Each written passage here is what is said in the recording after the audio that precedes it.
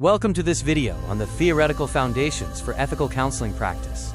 We will examine the ethical use of the 5 Good Things Expressive framework across various professional settings, guided by the principles of the American Counseling Association. Our purpose is to help you engage thoughtfully with expressive work. Remember, if you feel uncertainty or discomfort during an intervention, pause, consult current ethical codes, seek supervision, and clearly document your decision-making process to protect both your clients and your professional integrity. Ethics is a relational practice. The ACA Code of Ethics places client dignity and welfare at the heart of our work. This means protecting clients from harm, respecting their autonomy as the primary interpreters of their own creative expressions, and remaining accountable for power dynamics. When faced with an ethical dilemma, counselors must use and document a clear decision-making process. While there is no single universal model, your process must be structured and thoughtful enough to be explained and examined if necessary.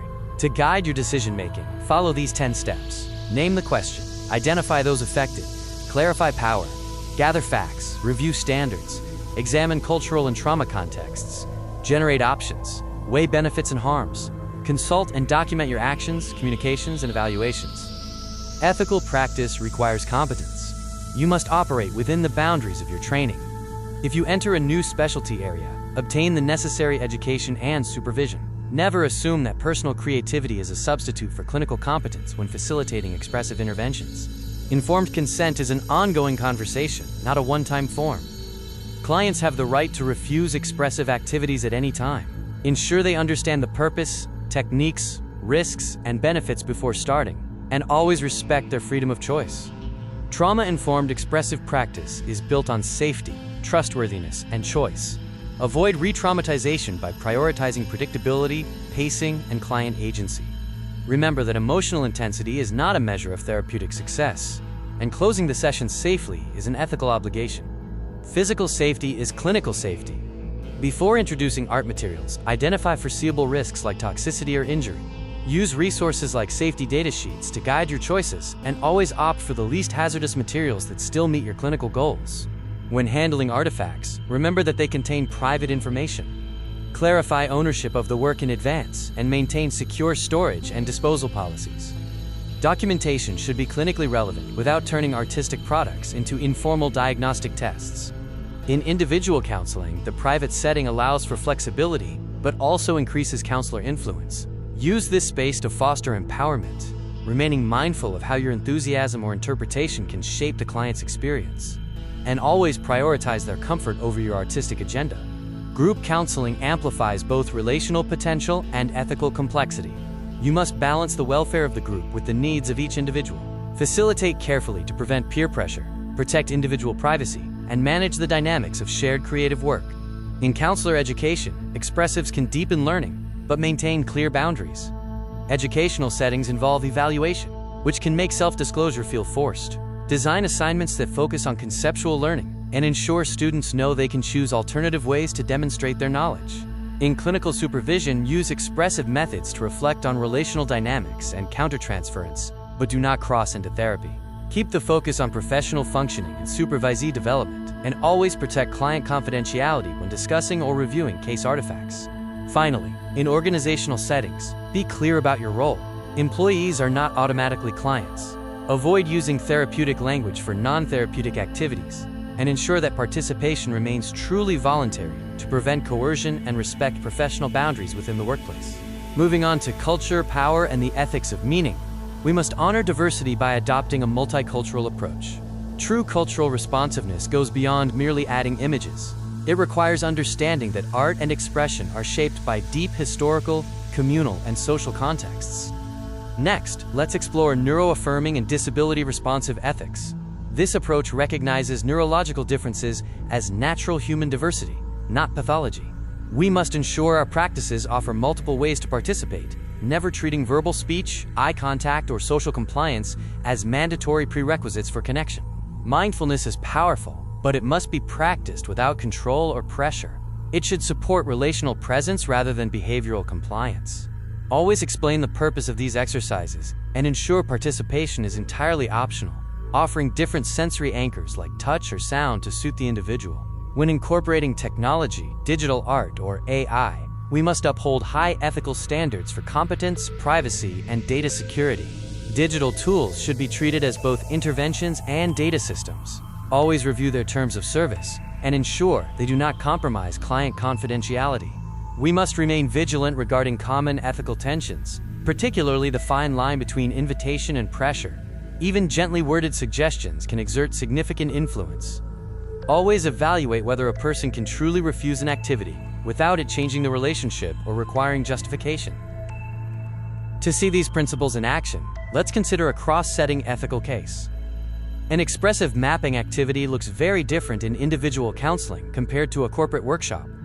Adapting your approach based on roles, power dynamics, and privacy requirements is essential for responsible practice. Use an ethical practice checklist to guide your work. Before beginning, confirm your training, identify the systems affected, and obtain clear consent. Throughout the process, protect client agency, respect cultural meanings, and always conclude with a thoughtful assessment of the experience and support needs. As we reach our closing reflection, remember that meaningful human work always includes uncertainty.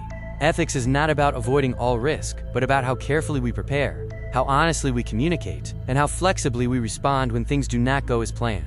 Now, we will examine several applied mini-cases to demonstrate how to navigate complex ethical reasoning in real-world practice.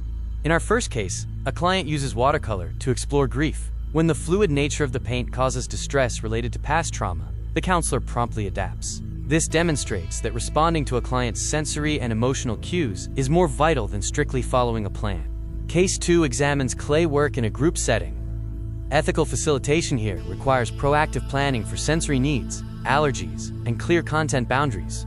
It reminds us that physical safety, respectful redirection, and honoring individual choices regarding the final artifact are fundamental group responsibilities. In the third case, we look at music in telehealth.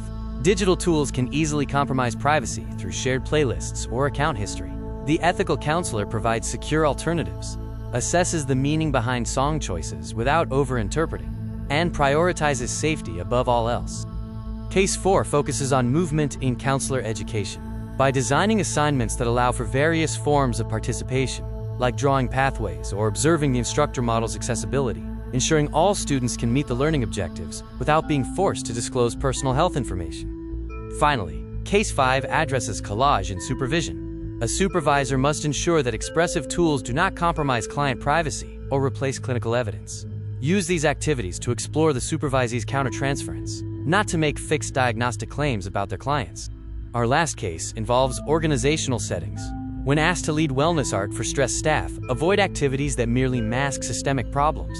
Instead, focus on gathering anonymous, actionable data that supports staff safety and dignity, ensuring the organization remains accountable for its environment.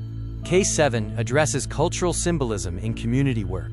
When planning a workshop using culturally specific objects, intention does not replace authorization. Consultation with local community members and a willingness to abandon or adapt the plan are necessary signs of ethical responsiveness and respect for cultural meaning. In Case 8, a client expresses interest in using artificial intelligence. This requires caution regarding data privacy and unpredictable outputs. An ethical approach involves using non-identifying descriptors, maintaining privacy precautions, and staying ready to discontinue the activity if the AI-generated results cause distress.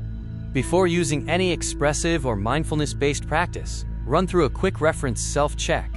Ask yourself, why am I offering this now? Does it align with the participant's goals? Am I properly trained to facilitate this method? And have I addressed potential risks, cultural considerations, and necessary accessibility adaptations? Ethical creativity is a professional discipline, not just a personality trait. Structure does not weaken your creativity. It ensures that your interventions remain safe, grounded, and respectful. By preparing thoroughly and maintaining clear boundaries, you allow for genuine expression while protecting participants from avoidable risks. Finally, remember that the goal of expressive practice is the relational connection it supports. If a method does not serve the person in front of you, be ready to change direction. Professional humility, responsiveness, and ongoing learning are the cornerstones of ethical, creative, and responsible counseling practice.